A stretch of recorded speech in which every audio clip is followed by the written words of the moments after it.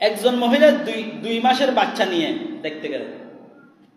দেখি মক্কায় নাকি একটা পাগলের আবির্ভাব করছে, তাই একটু দেখে আসি। ওই মহিলাটা তার কোলের মধ্যে 2 মাসের একটা বাচ্চা ছিলেন। যখন রাসূলকে দেখতে গেলেন, যখন রাসূলের মুখের সামনে পড়লেন, তখন ওই মহিলার কোলের 2 মাসের বাচ্চাটা বললেন, আসসালাতু ওয়াসসালামু আলাইকা ইয়া রাসূলুল্লাহ, আসসালাতু ওয়াসসালামু আলাইকা ইয়া হাবিবাল্লাহ। রাসূলকে দেখে সালাম দিয়েছেন 2 মাসের বাচ্চা, কোলের 2 মাসের বাচ্চা। তখন রাসূল বললেন, ওয়া আলাইকুমুস সালাম ইয়া আব্দুল্লাহ, হে আল্লাহর বান্দা, ওয়া আলাইহিস সালাম, সালামের জবাব প্রদান করলেন। তখন বললেন, মাসমুকা, তোমার নাম কি?